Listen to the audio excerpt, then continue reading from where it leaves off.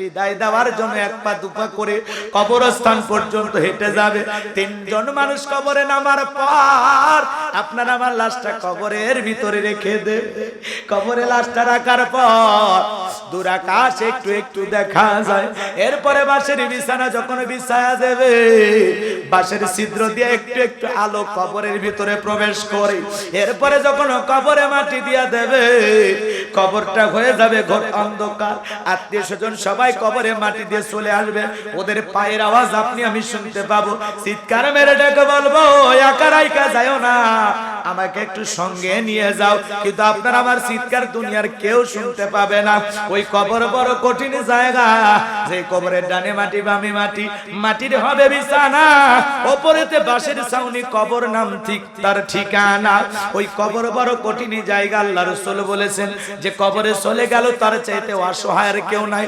আল্লাহ রাসূল তার পবিত্র জবান দ্বারা হাদিস শরীফের ভিতরে আরো বলেন, ইন্নামাল কুবরু রাউযাতুম মিন রিয়াদিল জান্নাহ আও হুফরাতুম মিন হুফারিন নার। রাহু তিরমিজি।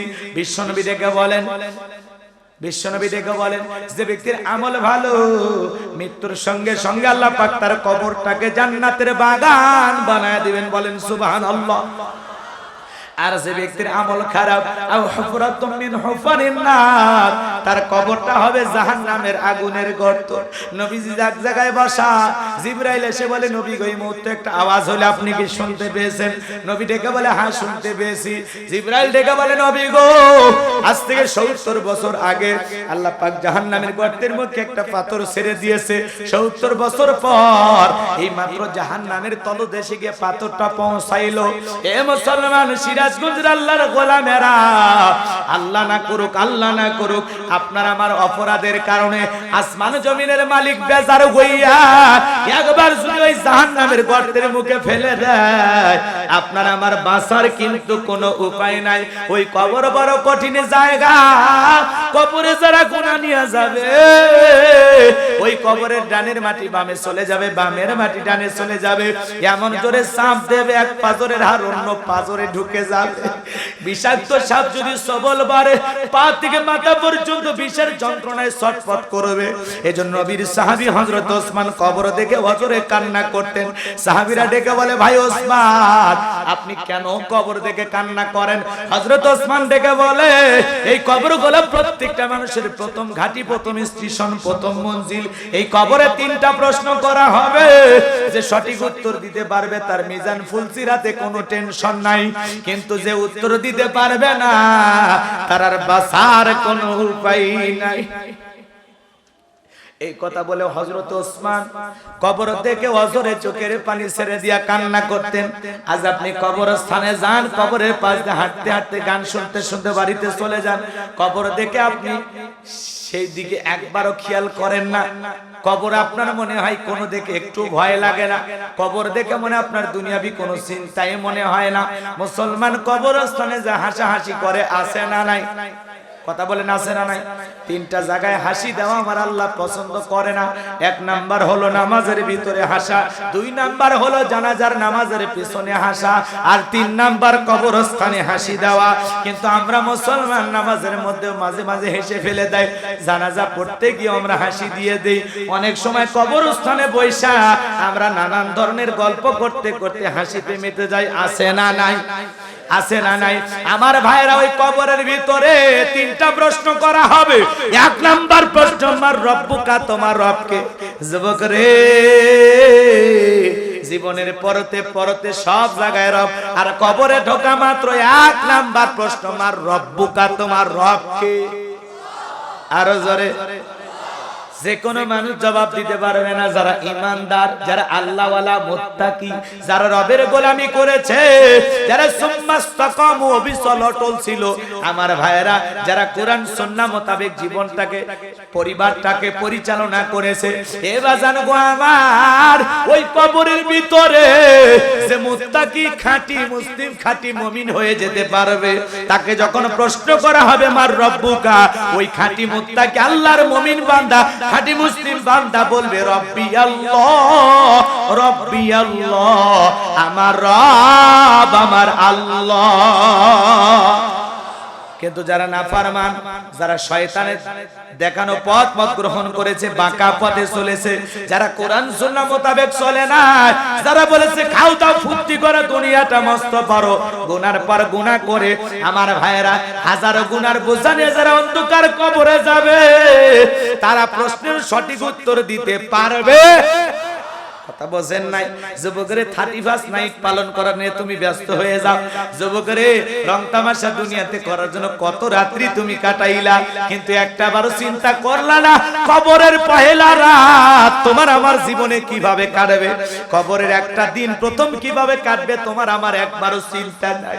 যুবক তোদের পায়ে হাত দিয়ে অনুরোধ করে বলে যায়, ওই কবর বড় কঠিন জায়গা, কবরে নিয়ে আমল নিয়ে গেলে কবর তোমার সাথে ভালো ব্যবহার করবে, কিন্তু গুনাহ নিয়ে গেলে কবর তোমাকে ছাড় দেবে না। কথা বলেন ঠিক কিনা?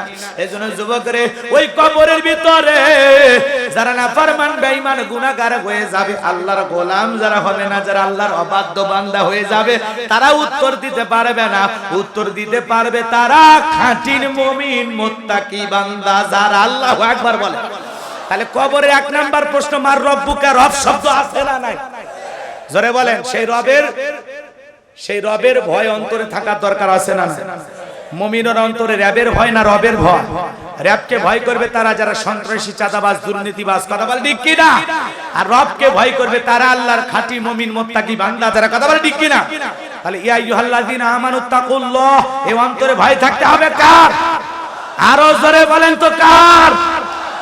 যাদের অন্তরে রবের ভয় আছে, যাদের অন্তরে আল্লাহর ভয় আছে, তারা কখনই তারা কি কখনো ভুল ভাল পথে পরিচালিত হতে পারে? তারা কখনো গুনাহ করতে পারে? আল্লাহর ভয় যাদের অন্তরে আছে তারা কখনো গুনাহ করতে পারে? যাদের অন্তরে আল্লাহর ভয় আছে তারা কখনো নামাজ ছাড়তে পারে? যাদের অন্তরে আল্লাহর ভয় আছে তারা কখনো কাজে কাজে মারামারি, হানাহানি, কাটাকাটি, অশ্লীল বাক্য জবান দিয়ে বলতে পারে? যাদের অন্তরে আল্লাহর ভয় আছে, শোনেন, অন্তরে ভয় থাকতে হবে কার? আরো জোরে বলেন, আরো জোরে বলেন। আল্লাহর ভয় থাকতে হবে, আল্লাহর গোলামি করে কবরে যেতে হবে। যারা সিরাতাল মুস্তাকিমের প্রতীক, তাদের কপাল বড় ভালো, কথা বলেন ঠিক কি না? আরে সিরাতাল মুস্তাকিমের ডাইরেক্টর মুহাম্মদ রাসূলুল্লাহ সাল্লাল্লাহু আলাইহি সাল্লাম, এজন্য রবের গোলামি করে কবরে যেতে হবে। আমার আল্লাহ বলেন, ওমা খলাকতুল জিন্না ওয়াল ইনসা ইল্লা লিয়াবুদুন, আমি মানব জাতি আর জিন জাতিকে সৃষ্টি করেছি কেবলমাত্র শুধুমাত্র একমাত্র আমি আল্লাহর গোলামি করার জন্য, কথা বলেন ঠিক কি না? তাহলে আপনি আমি গোলামি করব কার? ইবাদত করব কার? জোরে বলেন কার? রবের ইবাদত করার দরকার আছে না নাই?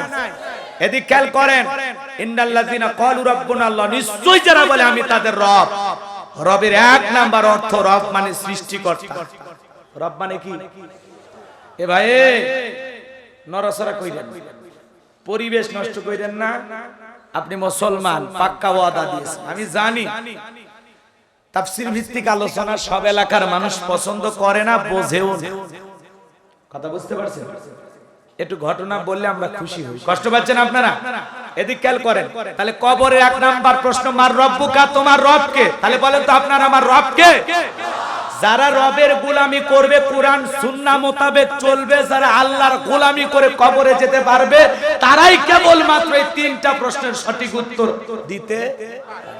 যারা আল্লাহর গোলামি করবে না, ইবাদত বندگی করবে না, তাদের পক্ষে উত্তর দেওয়া সম্ভব নয়। কথা কি ক্লিয়ার নাকি আপনারা কষ্ট পাচ্ছেন? এবার চলেন একটু আমরা গভীরে যাই। ইন্নাল্লাযীনা ক্বালু রাব্বুনাল্লাহ, নিশ্চয়ই যারা বলে আমি তাদের রব, আমাদের রব আল্লাহ, আমার রব, এই রবই আমার। একটা সঙ্গীত শুনছেন না, সারা জীবন শুনেছেন, তো ওই সঙ্গীতের ভিতরে কিন্তু অনেক গুরুত্বপূর্ণ কথা বলা হচ্ছে। আল্লাহ আমার রব, এই রবি আমার সব, দমে দমে তনু মনে তারি অনুভব। আল্লাহ আমার রব, এই রবি আমার সব, তোমার দুনিয়াতে আমি যেদিকে তাকাই অথই নিয়ামতে ডুবে আসি যে সবাই, তোমার দুনিয়াতে আমি যেদিকে তাকাই, অথই নিয়ামতে ডুবে আসি যে সবাই। পাখালির মুখে শুনি তাসবিহ কল রব, তাসবিহ কল রব, আল্লাহ আমার রব, এই রবই আমার সব। জোরে বলেন মারহাবা। আল্লাহর গোলামি করে কবরে যেতে হবে, রবের গোলামি করে কবরে যেতে হবে। কথা ক্লিয়ার? ইন্নাল্লাযিনা ক্বালু রাব্বুনা আল্লাহ, নিশ্চয় যারা বলে আমি তাদের রব, আমাদের রব। কিন্তু এই পৃথিবীর জমিন আল্লাহ যখন জিরো থেকে হিরো বানায়, একটু পাওয়ার রাজত্ব ক্ষমতা দেয়, এক ধরনের মানুষ তারা আল্লাহকেই ভুলে যায়। ওরা বলে মুই কি হনুরে, কথা কয় না কে? রাগ করতেছেন? এরকম একজন জালেম পৃথিবীতে এসেছিল, নাম হলো কাবুস। বলখিয়া বলা হয়, কিপ্তিদের তরফ থেকে নাম ছিল আলাদা স্পেশাল রামশিস। আর মিশরের বাদশা হওয়ার পর উপাধি নাম ছিল ফিরাউন। এবার শোনেন, এই ফিরাউন বলেছিল আনা রব্বুকুমুল আলা, আমি বড় খোদা, আমি বড় প্রভু। নাউজুবিল্লাহ বলেন, আরো জোরে বলেন নাউজুবিল্লাহ। এই ফিরাউন ছিল ভবঘুরে যুবক, এলাকার ছেঁচড়া চোর। বোঝেন ছেঁচড়া চোর? বোঝেন? যারা মহিলাদের থ্রি পিস কাপড় চুরি করে, গরুকে খাওয়াবেন একটা বালতি বা গাবলা বাহিরে আছে, ওইটা চুরি করে, হাঁস মুরগি চুরি করে। এরা হলে কি চোর? ছেঁচড়া চোর। এরকম ছেঁচড়া টাইপের মানুষ ছিল কে? ফিরাউন। ফিরাউন শোনেন শোনেন, ওর নাম হলো কাবুস।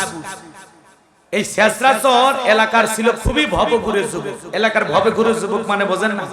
যারা মদ গাঁজা ইয়াবা ফেটজিল খাইয়া গাছক ধাক্কা মেরে কয় ভাইজান সাইড দেয়। বউ যদি দরজা খোলে, অমুকের বাপ তুমি ঢোলকে কয় মা তুই বুঝবি না যে একটু বেশি পরিমাণে মাল খাসি। এরকম ইয়াবা খোর, গাঁজা খোর, মদ খোর আছে না নাই? যারা ঘরের দরজা বন্ধ করে জিকির করে ইয়াবা ইয়াবা ইয়াবা, মা বাবা চিন্তা করে বাবা এটা কিসের ট্যাবলেট, জ্বর না সর্দি না কাশের? কই অত কথা বলা লাগবে না, আগে টাকাটা দেন, হলে তোর মাথা ফাটা। আছে না নাই?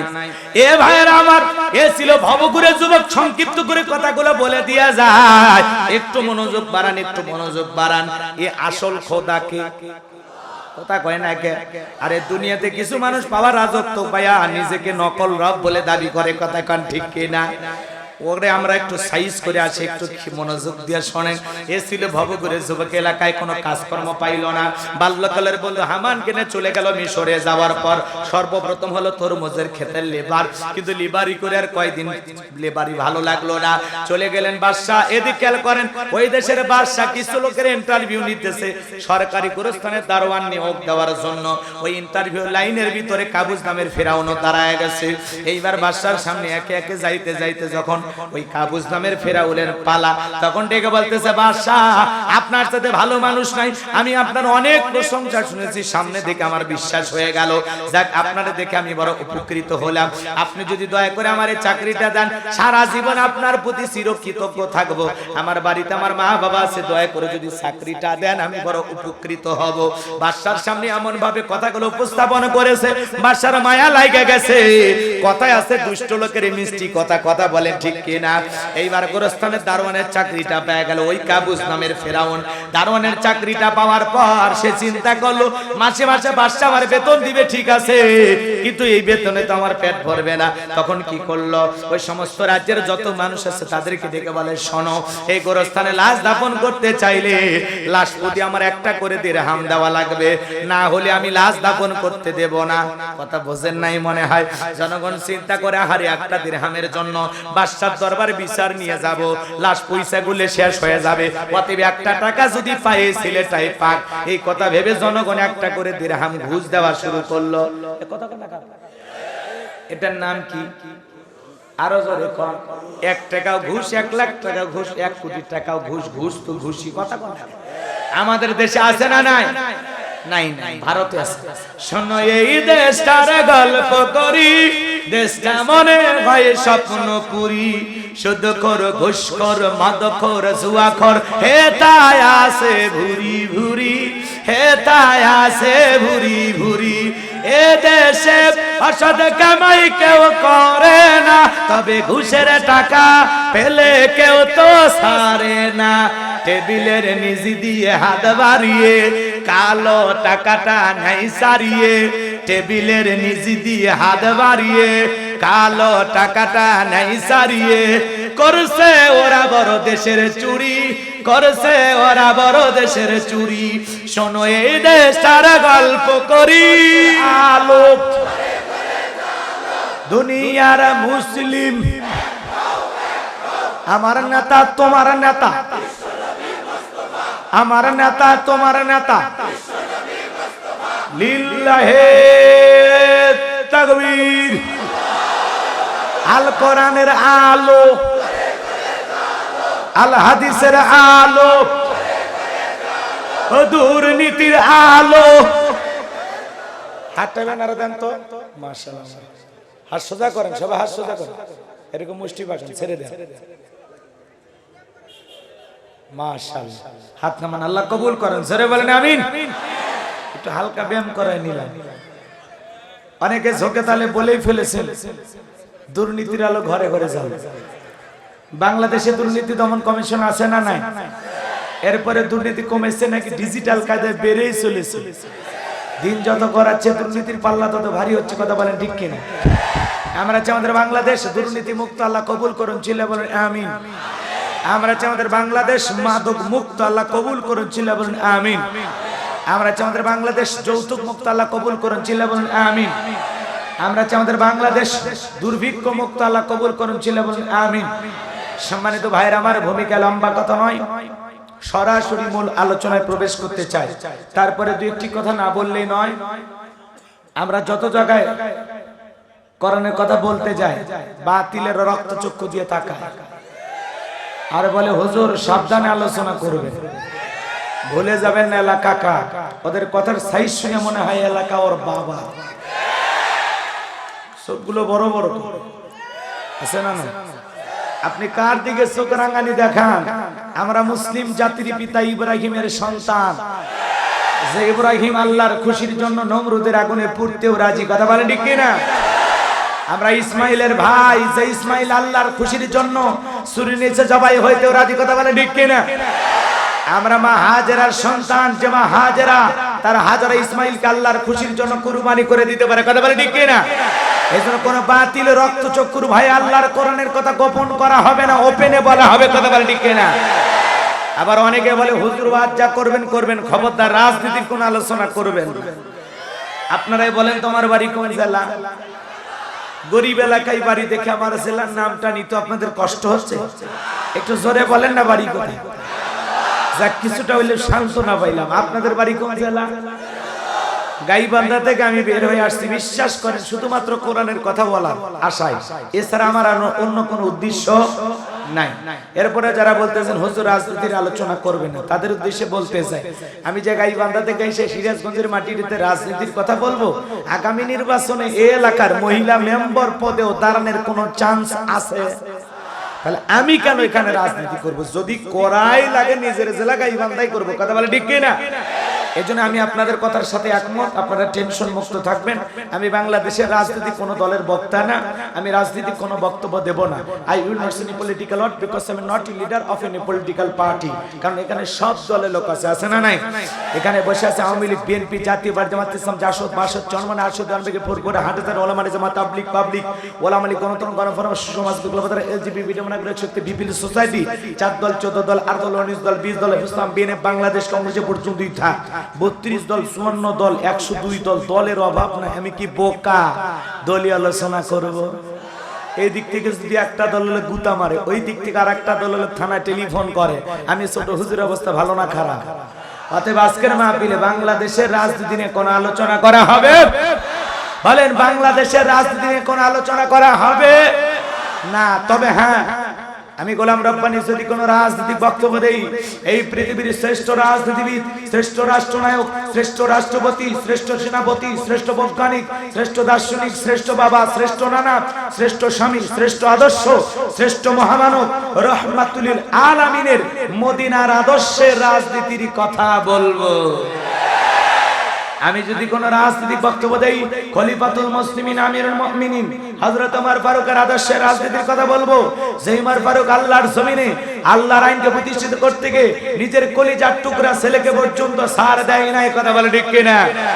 সেই মদিনাওয়ালার আদর্শের রাজনীতির কথা শোনার পর আপনার যেন আবার চুলকানি আরম্ভ না হয়, কারণ কোরআন হাদিসের হক কথা সবার পেটে হজম হয়। আপনারাই বলেন তো, সুদখোরের সামনে যদি সুদের বিষয় নিয়ে ওয়াজ করা হয়, আলোচনা করা হয়, ওই সুদ ফিরকি বেলকুচি হোটেল থেকে মিষ্টি নিয়ে এসে বলবে হুজুর হ্যাঁ করেন মিষ্টি খান, নাকি বলবে হুজুর এসে সুদের ওয়াজ করে আমার সুদের ব্যবসা লাল বাতি জ্বালাইছে, কথা বলে ঠিক না? যারা ঘুষ খায়, দুর্নীতি করে, হারাম খায়, ভুরি বানাইছে 26 মাসের গর্ভবতী, ওই হারামখোরদের সামনে ঘুষের আলোচনা করলে খুশি না বেজা? যারা বেনামাজি, নামাজ পড়ে না, আসার খায়, পয়রাও আল্লাহ সিজদা দেয় না, ওদের সামনে নামাজের ওয়াজ করলে খুশি না বেজা? যে সমস্ত মা বোনেরা বোরকা পরে না, পর্দা করে না, বুকে ওড়না পর্যন্ত নেয় না, জিন্সের প্যান্ট গেঞ্জি পরে রাস্তাতে হাইটে যায়, পিছন দিক দিয়ে তাকালে মনে দুটো সুপারি গাছ দাঁড়িয়ে আছে, এরকম বেহায়া বেপরদা নারীর সামনে পর্দার আলোচনা করলে খুশি না বেজা? এক কথায় ওয়াজ যদি কারো বিপক্ষে চলে যায়, কিয়ামত পর্যন্ত সে বক্তার উপরে খুশি হবে না, কথা বলে ঠিক কিনা? এজন্য পরিষ্কার কণ্ঠে একটি কথা বলে দিতে চাই, আজকের আলোচনার সভাপতি স্যারের মতো হবে না, প্রধান অতিথির মতো হবে না, মাহফিল কমিটির মতো হবে না, বক্তার মতো হবে না, শ্রোতাদের মতো হবে না। আল্লাহর কোরআন যা বলবে গোলাম রাব্বানি তাই বলবে, এতে কে খুশি কে বেজার ওইটা দেখার টাইম নাই, কথা বলেন ঠিক কিনা? যুগে যুগে নবী রাসূলরা দাওয়াতি কাজ করেছেন, তাদের দাওয়াতি কাজেও কাফের বেঈমানরা বাধার পাঁচিল তৈরি করে দিয়েছিলেন। এর উপরে আল্লাহর পয়গম্বররা শত বাধার পাঁচিলকে ভেঙে আল্লাহর জমিনে আল্লাহর পথে মানুষকে দাওয়াত দিয়েছেন, কথা বলেন ঠিক কিনা? আপনার আমার নবী কালেমার দাওয়াত দিতে, কোরআনের প্রচার করতে গিয়ে মার খেয়েছেন, রক্ত ঝরিয়েছেন, দান মোবারক শহীদ হয়ে গেছেন। সাহাবায়ে কিরাম দিন প্রতিষ্ঠিত করতে গিয়ে মার খেয়েছেন, রক্ত ঝরিয়েছেন, জীবন দিয়েছেন। ও বাংলার মুসলমান, আল্লাহর জমিনে আল্লাহর দ্বীনকে প্রতিষ্ঠিত করতে গিয়ে যদি নবীদের মতো, সাহাবায়ে কিরামদের মতো বুকের তাজা রক্ত দিতে হয় আল্লাহর কোরআনের জন্য, দ্বীনের জন্য, ইসলামের জন্য, কারা কারা বুকের তাজা রক্ত দিতে রাজি? দু হাত তুলে আল্লাহকে দেখা।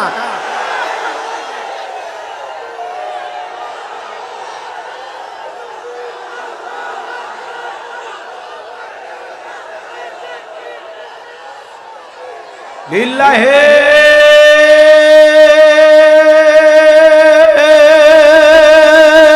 তাকবীর, লিল্লাহে তাকবীর, লিল্লাহে তাকবীর। আল্লাহ আমাদের সবাইকে দ্বীনের জন্য কবুল করুন, সিলা বলেন আমিন। সম্মানিত ভাইরা আমার, আর কোন ভূমিকা নাই, একবারে ডাইরেক্ট আলোচনা করব ইনশাআল্লাহ। কিন্তু আল্লাহর কোরআন সামনে রেখে আমি আপনাদের সামনে কোরআন এবং সুন্নাহর আলোকে পরিষ্কার কিছু বক্তব্য এবং কথা উপস্থাপন করার চেষ্টা করব ইনশাআল্লাহ। আমাদের কোনো জ্ঞান নাই, জ্ঞান দেনওয়ালার মালিক কে? জ্ঞান দান করেন কে? ক্বালু সুবহানাকাল ইলমা লানা ইল্লা মা আল্লামতানা ইন্নাকা আনতাল আলিমুল হাকীম। বলুন সুবহানাল্লাহ। সম্মানিত ভাইরা আমার, আল্লাহর কোরআনের মহব্বতে আপনাদের কাছে আমি বেশি না 12টা 10 মিনিট পর্যন্ত সময় চাই। আপনারা কি দিতে রাজি আছেন ভাই? মুসলমান হিসেবে পাক্কা ওয়াদা দিবেন, পাক্কা ওয়াদা যে হুজুর শুনবেন, তাই না? আমি যেটা চাই সেটা আগে আপনারা দেন, তারপরে আমি আপনাদের চাহিদা পূরণ করব। আগে আমাদের দেন। 12টা 10 মিনিট পর্যন্ত একটা ছোটা ওঠা বসা নড়াচড়া করবেন না, পরিষ্কার ভাবে এই জায়গায় বসে থাকবেন। 12টা 10 বা 15 মিনিট পর্যন্ত আল্লাহর কোন কোন গোলাম থাকতে রাজি আছেন? দুই হাত তুলে বলেন ইনশাআল্লাহ। আরো জোরে বলেন ইনশাআল্লাহ। আর একবার জোরে বলেন ইনশাআল্লাহ। হাত নামান। ওয়াদা ভঙ্গ করা কিসের লক্ষণ? হ্যাঁ, মুনাফিকের লক্ষণ। এটা মনে রাখবেন, তাহলে উঠে যাবে যারা এই তো ওয়াজ বুঝে ফেলে দিয়েছেন, বেশি ওয়াজ করা লাগবে না।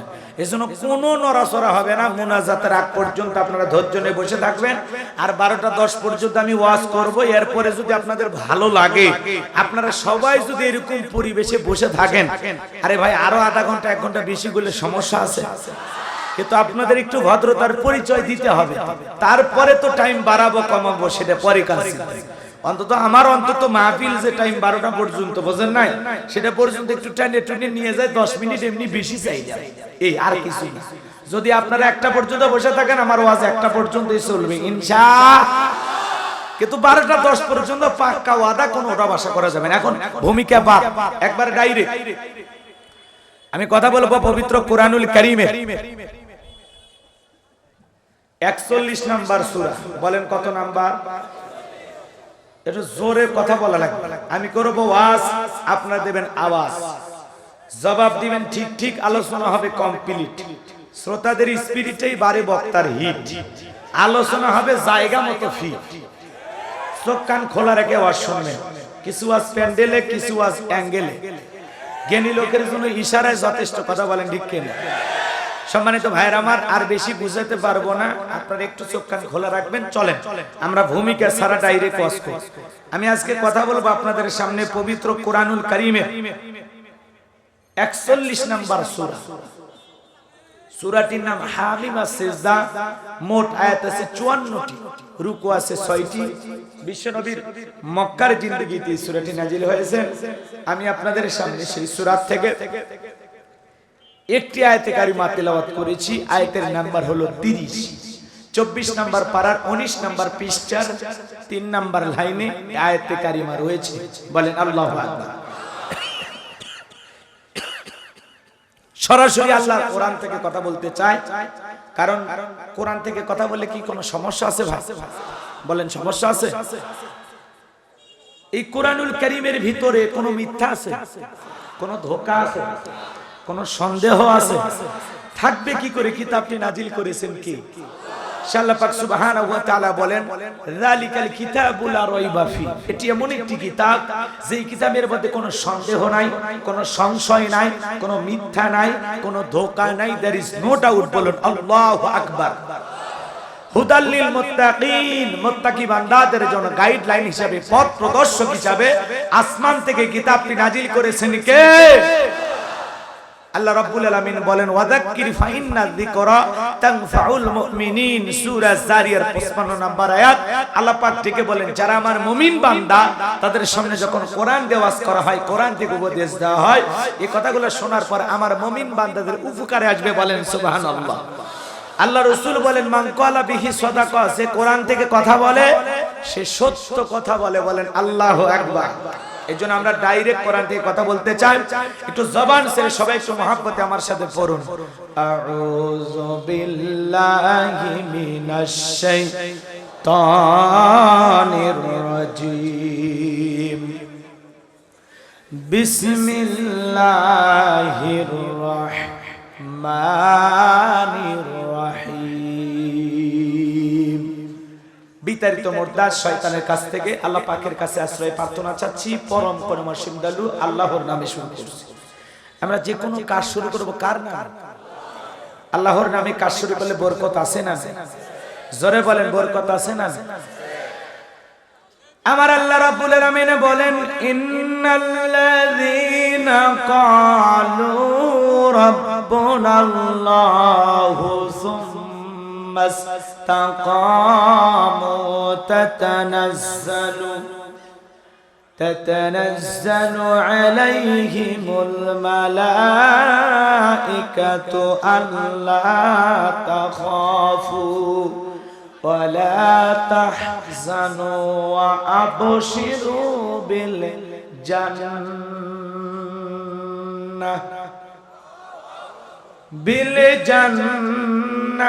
التي كنتم توعدون।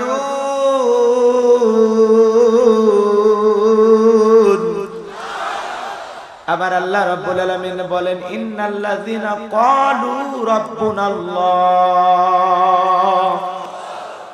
আবার ভাইরা বলেন তো আয়াতে কারিমা নাজিলের শানে নজুল আছে না নাই? যে কোনো আয়াত বা সূরার তাফসীর করতে হলে আগে শানে নজুল আলোচনা করতে হবে। কোন প্রেক্ষাপটে কোন সময় আল্লাহ রাসূলের উপরে আল্লাহ পাক ওই সূরাটি বা আয়াতটি নাজিল করেছেন, সেই নাজিলের প্রেক্ষাপট যদি আলোচনার মাধ্যমে তুলে ধরা হয় তাহলে তাফসীরের পরিপূর্ণতা পায়। আর যদি শানে নজুল আলোচনা না করা হয় তাহলে আলোচনাটা পরিপূর্ণতা পায় না। কথা কি বুঝতে পারছেন?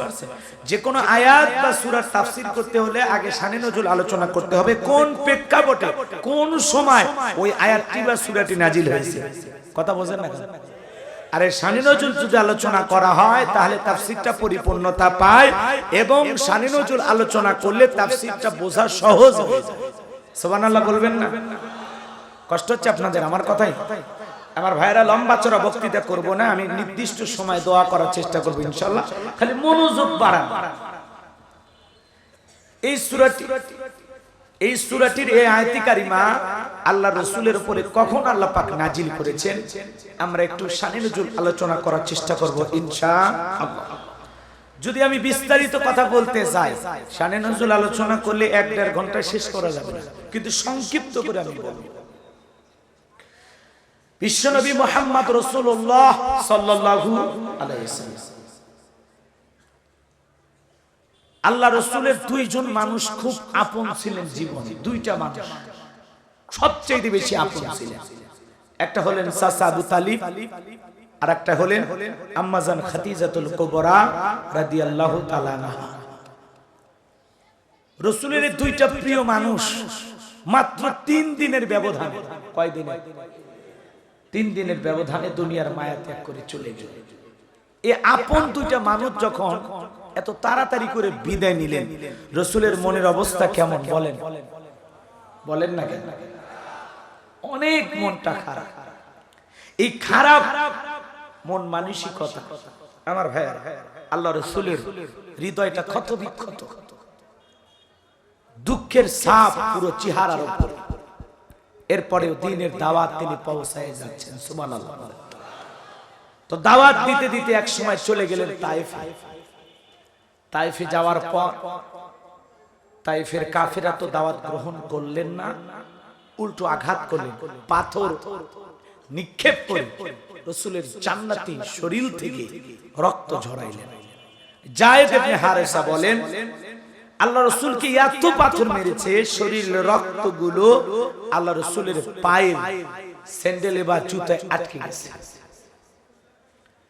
জুতা যখন খুলতে যায়, যায়েদ ইবনে হারেসা অঝরে চোখের পানি ছেড়ে দিয়ে কান্না করতেছে। অনেকগুলো রক্ত জমে আছে আল্লাহ রাসূলের জুতা মুবারকে, রক্ত দলা দলা হয়ে আছে। এই যখন দাওয়াতের ময়দানের অবস্থা, কাফেররা তো দাওয়াত গ্রহণ করলেই না, উল্টো পাথর মারলেন, আঘাত করলেন। আমি সংক্ষিপ্ত করে কথাগুলো বলতেছি, এরপরে মূল আলোচনায় যাব।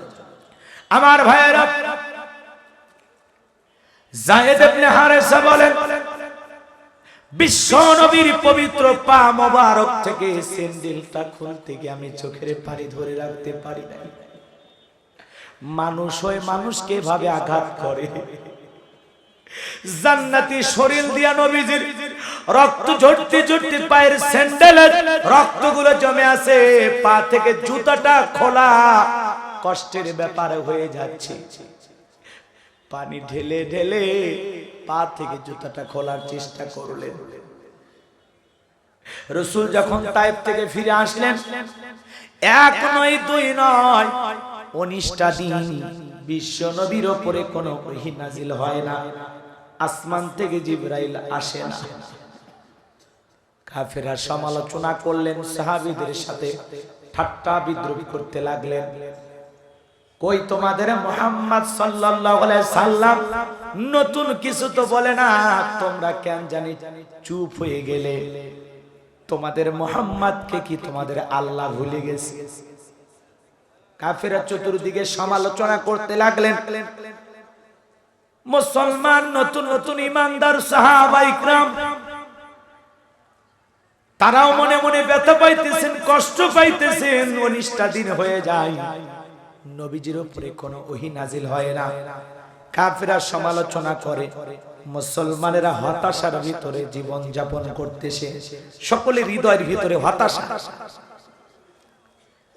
হতাশাগ্রস্ত মনটাকে সতেজ করার জন্য 19 দিন পর আল্লাহর হাবিবের উপরে এই আয়াতে কারিমা নাজিল হয়, বলেন সুবহানাল্লাহ। আর এই আয়াতে কারিমার ভিতরে মুসলমানদের মনেই যে হতাশাগ্রস্ত, আল্লাহ রাসূল তার আপন মানুষগুলোকে হারিয়েছেন, কাফেররা তাকে আঘাত করতেছে, আবার যারা ঈমানদার ঈমান গ্রহণ করেছেন কাফেররা তাদেরকে নিয়ে নানান ধরনের সমালোচনা করতেছেন। ঈমানদারদের অন্তরে হতাশা। তো সাহাবা ইকরামদের মনের হতাশা দূর করার জন্য, ঈমানটাকে সতেজ করার জন্য আল্লাহ এমন একটি পাওয়ারফুল আয়াতে কারিমা নাজিল করলেন, যে আয়াতের ভিতরে চমৎকার কিছু কথা আমার আল্লাহ রাব্বুল আলামিন বলে দিয়েছেন। বলেন আল্লাহু আকবার। আমার আল্লাহ রাব্বুল আলামিন জানায়া দিলেন, ইন্নাল্লাযীনা ক্বালু রাব্বুনাল্লাহু সুম্মা ইসতাকামু তাতানাজ্জালু আলাইহিমুল মালাইকাতু আল্লা তাখাফু ওয়া লা তাহজানু ওয়া আবশিরু বিল জান্নাতিল্লাতী কুনতুম তুআদুন।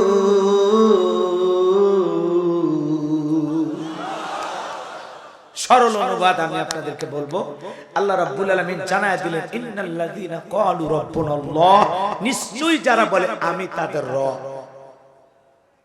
পূর্বেও যারা বলেছিল, বর্তমানেও যারা বলবে, ভবিষ্যতে যারা বলবে, সবার উদ্দেশ্যে আল্লাহ পাক এই কথা, এই মেসেজটা জানিয়ে দিতেছেন। ইন্নাল্লাযীনা ক্বালু রাব্বুনাল্লাহ, নিশ্চয়ই যারা বলে আমি তাদের রব, সুম্মা ইসতাকামু, এতঃপর অবিচল অটল থাকে, ইস্তেকামাত থাকে, দৃঢ় থাকে, এই কথার উপরে মজবুত থাকে। কথা কোন না আপনারা? সুম্মা ইসতাকামু, ইস্তেকামাত থাকে, অবিচল অটল থাকে, দৃঢ়তার সহিত পাটা মজবুত করে রাখে। আমি আপনাদের উদ্দেশ্যে একটা কথা বলি। আমাদের দেশে মাঝে মাঝে রাস্তাঘাটে আপনারা দেখেন বিশাল বিশাল গাছ বাগান, দেখেন না? দেখেন না? যখন আইলা আসে, নার্গিস আসে, টর্নেডো আসে, হুদহুদ আসে, ফনি আসে, সনি আসে, এই যে বিভিন্ন ঝড় যখন আসে, ঘূর্ণিঝড়ে দেখবেন কত গাছ গাছালি রাস্তাঘাটে পড়ে আছে। এরকম জলোচ্ছ্বাস ঘূর্ণিঝড়ে যে গাছগুলো দাঁড়িয়ে থাকে, এটাকে বলা হয় সুম্মা ইসতাকামু, ইস্তেকামাত থাকা, অবিচল থাকা। কথা বলেন না কেন? আইলা নার্গিস হুদহুদেও তারা ভেঙে পড়েনি, মজবুত শিকড় নিয়ে দাঁড়িয়ে আছে। কথা বলেন ঠিক কিনা? তো ইন্নাল্লাযীনা ক্বালু রাব্বুনাল্লাহ, নিশ্চয়ই যারা বলে আমি তাদের রব, এরপরে মজবুত, সুম্মা ইসতাকামু, মজবুত দৃঢ় মন মানসিকতা নিয়ে যারা ইস্তেকামাত থাকে, অবিচল অটল থাকে। আপনি মুসলমান, আপনার উপরে নির্যাতন আসবে, জুলুম আসবে, জেল জুলুম আসতে পারে, ফাঁসি আসতে পারে, হুমকি ধমকি আসতে পারে, শত বিপদ মুসিবতে আপনাকে সুম্মা ইসতাকামু, ইস্তেকামাত থাকতে হবে, অবিচল অটল থাকতে হবে। বাতিলের আপনাকে টার্গেট করবে, হুমকি দেবে, নানান ধরনের ষড়যন্ত্র করবে। নমরুদ ষড়যন্ত্র করেছিল ইব্রাহিমকে আল্লাহর পথ থেকে, কথা বলেন না কেন, ফেরাইতে পেরেছিল, ভুল পথে পরিচালিত করতে পেরেছিল। শত নির্যাতন জুলুমের পথেও ইব্রাহিম খলিলুল্লাহ আল্লাহর পথ থেকে 1 ইঞ্চি সরে যায়নি। কথা বলেন ঠিক কিনা? এদিক খেয়াল করেন, বেলালকে শত নির্যাতন জুলুম করে ওরা কালেমার পথ থেকে ফিরে আনতে পেরেছিল?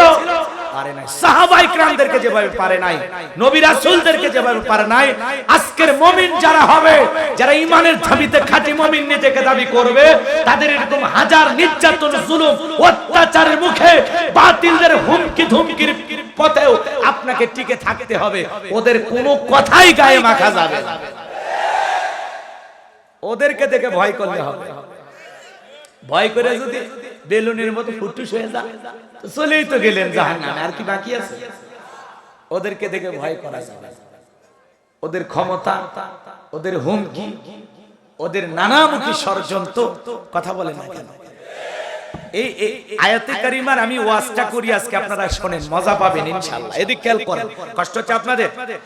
এরপরে দেখেন, সে হতাশাগ্রস্ত মুমিনের মনকে সতেজ করার জন্য আল্লাহ এমন একটি পাওয়ারফুল আয়াত নাযিল করলেন, সুম্মা ইসতাকামু, যারা অবিচল অটল থাকে, তাতানাজ্জালু আলাইহিমুল মালাইকা, আল্লাহর পক্ষ থেকে দলে দলে ফেরেশতা অবতীর্ণ হয়ে বলে, আল্লাহ তাখাফু, ভয় পেও না, ওয়ালা তাহজানু, চিন্তা করো না, ওয়া আবশিরু বিল জান্নাতিল্লাতী কুনতুম তুআদুন। আল্লাহু আকবার বলো। তোমাদের যে জান্নাতের প্রতিশ্রুতি ওয়াদা দেয়া হয়েছে, সেই জান্নাত তোমরা সাদরে গ্রহণ করো, সেই জান্নাত পেয়ে তোমরা আনন্দিত হও। বলেন আল্লাহু আকবার। এই জায়গায় ভালো করে শোনেন, ফেরেশতা আসবেন কোন কোন সময় আসেন জানেন কি আপনারা? কথা বলেন না। ফেরেশতা পাঠায়া দিবেন আল্লাহ আপনার আমার জন্য, সুবহানাল্লাহ বলেন। ফেরেশতা আসবেন তিন সময়। কোন সময়? কয় সময়? তিন সময়। আমি আস্তে আস্তে বিস্তারিত কথাগুলো আপনাদেরকে সাজায় গুছায় বলার চেষ্টা করব ইনশাআল্লাহ। তাহলে আমরা আয়াতের প্রথম দিকে যাই, আমরা মূল আলোচনায় প্রবেশ করি। কষ্ট হচ্ছে আপনাদের? আমার ভাইয়েরা ভালো করে খেয়াল করে শুনেন। আমার আল্লাহ পাক জানায়া দিলেন, ইন্নাল্লাযীনা ক্বালু রাব্বুনাল্লাহ। আমার আল্লাহ রাব্বুল আলামিন বলেন, ইন্না মানে নিশ্চয়, ক্বালু, কথা কোন? ইন্নাল্লাযীনা ক্বালু, নিশ্চয় যারা, ক্বালু মানে বলে, রাব্বুনাল্লাহ, আমাদের রব, আমাদের রব, আমাদের রব। এই কথাই ভাবে বললে হবে না, আমি যেভাবে বলি সেভাবে বলেন। ইন্নাল্লাযীনা ক্বালু রাব্বুনাল্লাহ, নিশ্চয় যারা বলে আমি তাদের রব। এই বিশ্বাস আপনার আমার আছে তো? তাহলে ডান হাতটা আসমানের দিকে তুলে শাহাদত আঙ্গুলি দ্বারা ইশারা দিয়ে বলেন, আমাদের রব কি? জোরে সাক্ষী দেন। আসমানের ফেরেশতারা দেখতেছে, হাজার হাজার লক্ষ লক্ষ কোটি কোটি ফেরেশতারা আছে। বলেন তো আমাদের রব কে? আরো জোরে ডাক দিয়ে বলেন তো আমাদের রব কে? আরো জোরে বলেন আল্লাহ। আরেকবার জোরে ডাক দেন আল্লাহ। কলিজার সবটুকু আবেগ ভালোবাসা উজাড় করে নিয়ে ডাক দিয়ে বলেন আল্লাহ। আরেকবার বলেন। হাত নামান। এই যে আল্লাহ আল্লাহ বললাম, আমাদের আল্লাহ খুশি না বেজার? এ ভাইজান ভালো করে শোনেন, যদি দুনিয়াকে বাবাকে বাবা বলে ডাকেন, বাবা বাবা বাবা বাবা, এই এত বাবা বাবা কইস কেন? তোর কি মরণের বিগের হইছে? মাকে যদি ডাক দেন মা মা মা মা, এত মিয়া মিয়া করিস কেন? কি হইছে তো? কথা বোঝেন নাই? ভাইকে যদি ডাকেন ভাই ভাই ভাই, ও ভাই লিটন ভাই, সাধু, এই চুপ চুপ। আরেকবার ভাই ভাই বললে তুলে আসার মেরে ভুড়ি বের করে। হুজুর এই কথাগুলো কি হাসির জন্য বলতেছেন? কেন বললেন? শোনেন বাজান আমার, দুনিয়াতে যদি বাবাকে বাবা বলে ডাক দেন, অত বাবা বাবা শুনতে বাবার ভালো লাগে না, বাবার বিরক্ত লাগে, মেজাজ গরম হয়। দুনিয়াতে যদি মাকে ডাক দেন মা মা, অত মা মা শুনতে মায়েরও ভালো লাগে না, মায়ের মেজাজ গরম হয়। ভাইকে ভাই বলে ডাকলে অত ভাই ভাই শুনতে ভাইয়েরও ভালো লাগে না, ভাইয়েরও মেজাজ গরম হয়। কেমন?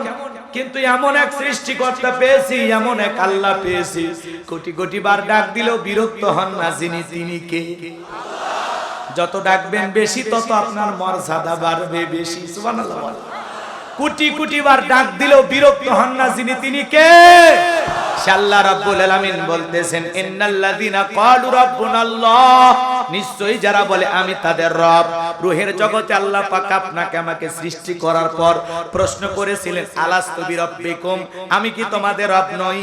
আমরা সেদিন সবাই জবাব দিয়ে বলেছিলাম ক্বালু বালা, অবশ্যই আপনি আমাদের রব। বলেন আল্লাহু আকবার। এরপরে পৃথিবীতে আসার পর আল্লাহ রাব্বুল আলামিন সর্বপ্রথম যে ওহী নাজিল করলেন, আমার আল্লাহ পাক জানায় দিলেন, ইকরা বিসমি রাব্বিকাল্লাযী খলাক, পড়ো তোমার রবের নামে যিনি তোমাদেরকে সৃষ্টি করেছেন। আয়াতের ভিতরে রব শব্দ আছে না নাই? আর রবের জ্ঞান শিক্ষা দেওয়া হয় কোথায়? স্কুল কলেজ নাকি মাদ্রাসায়? আরো জোরে বলেন কোথায়? আপনার সন্তান স্কুলে পড়াশোনা করে, ক্লাস 3 ছাত্র পড়তেছে আর পেশাব করতেছে আর লিখতেছে, বলেন বাবারে কোন ক্লাসে পড়ো? ক্লাস 3 তে। তোমার প্রাইমারি স্যার কি তোমারে পেশাব করা আদব কায়দা শিখায় না? ওই ছেলে বলতেছে, হুজুর সেই কথাটা বললেন না, প্রাইমারি পেশাব কানে মাঝে মাঝে যায় দেখি সারিতা ইদারে থেকে পেশাব করে। তার মানে যেমন দেখতেছে তেমন শিখতেছে। কথা বলে ঠিক কিনা? কত ছেলে কলেজ ইউনিভার্সিটিতে পড়াশোনা করে, এলাকায় যখন আসে মোটরসাইকেল নিয়ে ঘুরতে ঘুরতে রাস্তার মধ্যে গাড়িটা ব্রেক কইরা সেন্টার টান দিয়া দাইরা থেকে কুকুরের মতো দাঁড়িয়ে থেকে পেশাব করে, বসেও না। এরকম ছেলে পেলে আপনাদের এলাকায় আছে না? নাই? কিন্তু ছোট্ট ছেলেটা 6-7-8 বছর বয়স মাদ্রাসায় পড়াশোনা করে। ওস্তাদ বলেছে বাবা পেশাব থেকে পবিত্রতা অর্জন না করলে অনেক মানুষকে এই অপরাধের কারণে পেশাব থেকে পবিত্রতা অর্জন না করার কারণে আল্লাহ রাব্বুল আলামিন তাকে জাহান্নামের শাস্তি দেবেন, কবরের ভিতরে শাস্তি দেবেন। কথা বলেন ঠিক কিনা? পেশাব থেকে পবিত্রতা অর্জন না করার কারণে অনেক মানুষকে কবরের আযাব শাস্তি ভোগ করতে হবে। কথা বলেন ঠিক কিনা? দাঁড়িয়ে পেশাব করা জায়েজ না হারাম? এদিক খেয়াল করেন, ভালো করে কথাগুলো বুঝে যান। ছোট্ট বাচ্চা পেশাব করে ঢেলাগুলো ব্যবহার করে, পেশাব করে টিস্যু নাই, মাটি নাই, পানি নাই। কথা কন না কিন্তু অনেক মুসলমান 30, 40, 50, 60 বছর বয়স হয়ে গেছে, পেশাব করে ঢেলাগুলো ব্যবহার করে না। আছে না? এক হুজুর ওয়াজ করেছে, ভাই পেশাব থেকে পবিত্রতা অর্জন করবেন, পেশাব থেকে পবিত্রতা অর্জন না করলে আপনাকে কবরের শাস্তি ভোগ করতে হবে। এই ওয়াজ শোনার পর একজন চিন্তা করতেছে যা কাজ থেকে আমল করব। এই অন্ধকার রাত বাড়ির পথে রওনা করেছে। হুজুর বলেছে হয় টিস্যু নিবা, মাটি নিবা, না হলে পানি নিবা, আর কিছু না পেলে অন্তত ঠেকা কাজ পারি দেওয়ার জন্য রাস্তার বালু নিবা। লোকটা পেশাব করতেছে আর চিন্তা করতেছে টিস্যু নাই, পানিও নাই, মাটিও নাই, কি করা যায়? রাস্তার বালু ছিল, একটু হাত দিয়ে বালুগুলো জড়াইয়া জায়গা মতো দিয়েছে। কিছু লাল পিঁপড়া ছিল, ইনজেকশন দেওয়া শুরু করছে। তখন বলতেছে এই জন্য তো আমি হুজুরদেরকে দেখতে পারি না। দোষ কি হুজুরের না কেউ আর আমলের? টর্চ লাইট মেরে দেখা উচিত রাতের বেলায় কি আছে না আছে। কথা কন না কে? এরকম আছে না নাই? আমার ভাইরা 30, 40, 50 বছর বয়স, এরপরে পেশাব করে পানি নেয় না। কিছুক্ষণ পরে দেখবেন জায়গাটা ভিজে আছে, কুশারের রস পড়েছে নাকি? রাগ করতেছে? সেন্টটা শুনবেন, খুবই সুগন্ধি। লজ্জা হওয়া উচিত। এত এই যে এত কড়া কড়া কথা বলতেছি, আপনি যদি মুসলমান হয়ে থাকেন আজ থেকে পেশাব করে ঢেলে টিস্যু ব্যবহার করবেন। কথা কেন? ঢেলে গুলো ব্যবহার করবেন তো ইনশাআল্লাহ। এ আপনার শরম লাগে না? শরম লাগে না? আপনি যে পেশাব করে পানিও নিলেন না, টিস্যু নিলেন না, আর 2-4 ফোঁটা যে ভরলো লুঙ্গিতে, প্যানে। কথা কন না? আল্লাহ হেদায়েত দান করুন। আহাজরে কোন আমিন। ভাইরে আপনি পবিত্র থাকবেন, সব সময় পবিত্র থাকবেন। যুবকেরা আসে ওয়াজের শেষে, হুজুর সেলফি দাও। চুপ, সেলফি পড়ে নামাজ পড়িস? কয় হুজুর কাপড় ঠিক নেই। তো এই অজুহাত মহিলারা দেন যে আমার শরীর ঠিক নেই। কোন পুরুষের এই অজুহাত চলবে? কথা বলেন চলবে? আল্লাহ যুব সমাজকে হেদায়েত দান করুন। জোরে বলেন আমিন। লম্বা হবে, আমি লম্বা করব। ছোট্ট বাচ্চা মাদ্রাসায় পড়ে ঢেলে কুলুপ ব্যবহার করে, পানি নাই, টিস্যু নাই, বাড়িতে এসে কি আদব কায়দা, মারে সালাম দেয়, বাবারে সালাম দেয়, এলাকার মানুষকে সালাম দেয়। কয়েকদিন একটু কোরআন পড়তে গেছে, কয়েকদিন মাদ্রাসায় গেছে, আস্তে আস্তে ছেলেটার ভিতরে পরিবর্তন দেখা দেয়। কথা বলে ঠিক কিনা? এজন্য সন্তানকে মানুষের মতো মানুষ বানাইতে হলে, আদর্শ মানুষ আপনার সন্তানকে বানাইতে চাইলে মাদ্রাসায় পড়ানো ছাড়া বিকল্প কোনো রাস্তা খোলা নাই। কথা বলে ঠিক কিনা? ছোটবেলায় মাদ্রাসায় পড়ান, এরপরে আপনি ডাক্তার, ইঞ্জিনিয়ার যা খুশি বানান, কোনো সমস্যা নেই। কথা বলেন না কেন? আল্লাহ আমাদের সন্তানদেরকে ছোটবেলায় মাদ্রাসায় পড়ানোর তৌফিক দান করুক। জোরে বলেন আমিন। আরো জোরে বলেন আমিন। মাদ্রাসায় শেখানো হয় কার কিতাব? কার কিতাব? আল্লাহর কোরআন। আমাদের সন্তানদেরকে শেখানো দরকার আছে না নাই? আমার ভাইয়েরা, আমার আল্লাহ পাক জানায় দিলেন ইকরা বিসমি রাব্বিকাল্লাযী খলাক, পড়ো তোমার রবের নামে যিনি তোমাদেরকে সৃষ্টি করেছেন। সেই রবের জ্ঞান শিক্ষা দেওয়া হয় মাদ্রাসায়। সন্তানদেরকে মাদ্রাসায় যদি পড়াইতে পারি, আমরা আদর্শ সন্তানের বাবা হতে পারবো। আমাদের সন্তানগুলো মানুষের মতো মানুষ হবে, আখিরাতমুখী হবে, আল্লাহমুখী হবে, নবীমুখী হবে। কথা বলে ঠিক কিনা? হে মুসলমান, হৃদয়ের কান পেতে কথাগুলো শোনেন। পবিত্র কুরআনুল কারীমের 1 নাম্বার সূরা, সূরাটির নাম হলো ফাতিহা, তার 1 নাম্বার আয়াত জবান ছেড়ে সবাই পড়ুন, আলহামদুলিল্লাহি রাব্বিল আলামিন। সমস্ত প্রশংসা, যাবতীয় প্রশংসার একমাত্র মালিক তিনি, সৃষ্টিকুলের রব, আমাদের প্রতিপালক যিনি। এই আয়াতের ভিতরে রব শব্দ আছে না নাই? এরপরে আপনি আমি যখন রুকুতে চলে গেলাম, কি তাসবিহ বললাম? সুবহান রাব্বিয়াল আযীম, সুবহান রাব্বিয়াল আযীম। রব শব্দ আছে না নাই? রব শব্দ আছে না নাই? এরপরে রুকু হতে দাঁড়ানোর সময় কি বলি? সামি আল্লাহু লিমান হামিদা। এরপরে রব্বানা লাকাল হামদ, রব শব্দ আছে না নাই? এরপরে আপনি আমি যখন সিজদায় চলে গেলাম কি তাসবিহ বললাম? সুবহান রাব্বিয়াল আ'লা, সুবহান রাব্বিয়াল আ'লা। জবান খোলেন, সুবহান রাব্বিয়াল আ'লা। এই যে পড়লাম, সব পাইলাম না গুনাহ পাইলাম? বলেন সব হইছে না গুনাহ হইছে? কিন্তু আমরা তো এত স্পষ্ট করে বলি না। এই যে সুন্দর করে বলতে হবে, সিজদায় গিয়ে সিজদার তাসবিহ সুবহান রাব্বিয়াল আ'লা, রব শব্দ আছে না নাই? কিন্তু অনেক মানুষ সিজদা যায়, দেখবেন খালি ফসফস করে, সুবহানাল্লাহ কয় না, সয়াবিনের তেল কয়, আল্লাহ ভালো জানে। কথা বল ঠিক কি না? স্পষ্ট করে বলতে হবে, সুবহান রাব্বিয়াল আ'লা, সুবহান রাব্বিয়াল আছে না না? এরকম ফসফস করে লাভ নাই, স্পষ্ট করে বলতে হবে। আল্লাহ আমাদেরকে বলার তৌফিক দান করুক, জোরে বলেন আমিন। আমার ভাইরা, নামাজ যখন শেষ হয়ে যায়, মুনাজাতে আল্লাহর কাছে হাত তুলি, কি বলি? রব্বানা আতিনা ফিদ দুনিয়া হাসানাতাও ওয়া ফিল আখিরাতি হাসানাতাও ওয়া কিনা আযাবান নার। সূরা বাকারা 201 নম্বর আয়াত। আমরা আল্লাহ পাকের কাছে ডেকে বললাম, হে আমাদের রব, আমাদেরকে দুনিয়ার কল্যাণ দান করো, আখিরাতের কল্যাণ দান করো, আর ওই কঠিন জাহান্নামের আগুন থেকে মুক্তি দাও। তাহলে ইহকাল পরকালের কল্যাণ দেওয়ার একমাত্র মালিক কে? আরো জোরে বলেন তো কে? আমার ভাইরা, জীবনের পরতে পরতে সব জায়গায় রব। পবিত্র কোরআনুল কারীমের ভিতরে 114 সূরা, 114 নাম্বার যে সূরা, সূরাটির নাম কি? নাস। তার 1 নাম্বার আয়াত, কুল আউযু বিরাব্বিন নাস। রব শব্দ আছে না নাই? জীবনের পরতে পরতে সব জায়গায় রব। এই পবিত্র কুরআনুল কারীমের 1 নয় 2 নয় 175 জায়গায় রব শব্দ রয়েছে। বলেন আল্লাহু আকবার। এ বাজার আজো কালো আপনি আমি মারা যাব, ওই মসজিদের মাইকে যখন এলান জারি হবে, শেরনগর কেন্দ্রীয় জামি মসজিদের মুয়াজ্জিন যখন ফজরের পরে বলবে, এই গ্রামের উত্তর পাড়ার বাদশা মিয়া মারা গেছে, ইন্না লিল্লাহি ওয়া ইন্না ইলাইহি রাজিউন। আপনার আমার মৃত্যুর সংবাদ শোনার পর ছেলেটাকে দে বলবে বাবা নাই, মেয়েটাকে দে বলবে বাবা নাই, প্রিয়তম স্ত্রীকে দে বলবে আমার স্বামী নাই, মা বাবা এসে থাকলে বলবে কলিজার ধনটা হারাইলাম। আত্মীয় স্বজন সবাই আপনাকে আমাকে জীবনের শেষ বিদায় দেওয়ার জন্য বাড়িতে ভিড় জমায়ে দেবে। ছোট্ট মিয়াটা অবুঝ বোঝে না। আপনার আমার দেখে এদিক খেয়াল করেন বাজান গো আমার, আজকে আপনি আমি যদি মারা যাই, ওই বাড়ির নতুন চাদর দিয়ে আপনার আমার লাশটাকেও ঢেকে রাখবে না। বাড়ির সবচাইতে পুরাতন ময়লা ওই চাদর দিয়ে আপনার আমার লাশটা ঢেকে রাখবে। কথা বলেন ঠিক কি না? ওই দামি খাটের উপরে আপনার দেহটাকেও শোয়া রাখবে না। কম দামের 1000-1200 টাকা দামের একটা চৌকির উপরে আপনার আমার লাশটা শোয়া দিয়া চাদর দিয়ে ঢাকায় রাখবে, মশারি টাঙাইয়া। এরপরে যখন আপনাকে আমাকে দেখে রঙিন পোশাক খুইলা গোসল করায় দেওয়া হবে বড়ই পাতার গরম পানি দিয়া।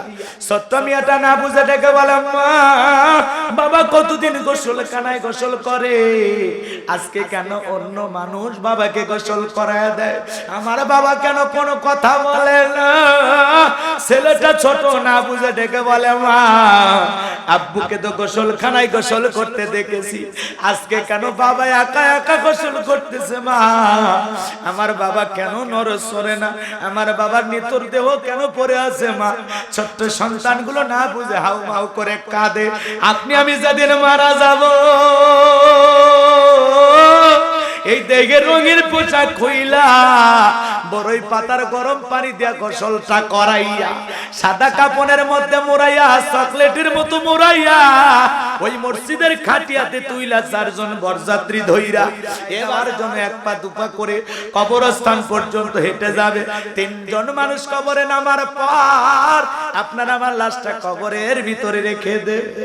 কবরে লাশটা রাখার পর দূর আকাশ একটু একটু দেখা যায়। এরপরে বাঁশের বিছানা যখন বিছায়া দেবে, বাঁশের ছিদ্র দিয়ে একটু একটু আলো কবরের ভিতরে প্রবেশ করে। এরপরে যখন কবরে মাটি দিয়া দেবে, কবরটা হয়ে যাবে ঘোর অন্ধকার। আত্মীয় স্বজন সবাই কবরে মাটি দিয়ে চলে আসবে, ওদের পায়ের আওয়াজ আপনি আমি শুনতে পাবো। চিৎকার মেরে ডেকে বলবো, একা রাইকা যাও না, আমাকে একটু সঙ্গে নিয়ে যাও। কিন্তু আপনার আমার চিৎকার দুনিয়ার কেউ শুনতে পাবে না। ওই কবর বড় কঠিন জায়গা, যে কবরের ডানে মাটি বামে মাটি, মাটির হবে বিছানা, ওপরেতে বাঁশের ছাউনি, কবর নাম ঠিক তার ঠিকানা। ওই কবর বড় কঠিন জায়গা। আল্লাহ রাসূল বলেছেন যে কবরে চলে গেল তার চাইতে অসহায় আর কেউ নাই। আল্লাহ রাসূল তার পবিত্র জবান দ্বারা হাদিস শরীফের ভিতরে আরো বলেন, ইন্নামাল কুবুরু রাউযাতুম মিন রিয়াদিল জান্নাহ আও হুফরাতুম মিন হুফারিন নার। রাহু তিরমিজি। বিশ্বনবী ডেকে বলেন, বিশ্বনবী ডেকে বলেন, যে ব্যক্তির আমল ভালো, মৃত্যুর সঙ্গে সঙ্গে আল্লাহ পাক তার কবরটাকে জান্নাতের বাগান বানায় দিবেন। বলেন সুবহানাল্লাহ। আর যে ব্যক্তির আমল খারাপ, আও হুফরাতুম মিন হুফারিন নার, তার কবরটা হবে জাহান্নামের আগুনের গর্ত। নবীজি এক জায়গায় বসা, জিবরাইল এসে বলে, নবী গো এই মুহূর্তে একটা আওয়াজ হলো, আপনি কি শুনতে পেয়েছেন? নবী ডেকে বলে, হ্যাঁ শুনতে পেয়েছি। জিবরাইল ডেকে বলে, নবী গো আজ থেকে 70 বছর আগে আল্লাহ পাক জাহান্নামের গর্তের মুখে একটা পাথর ছেড়ে দিয়েছে। 70 বছর পর এই মাত্র জাহান্নামের তলদেশে গিয়ে পাথরটা পৌঁছাইলো।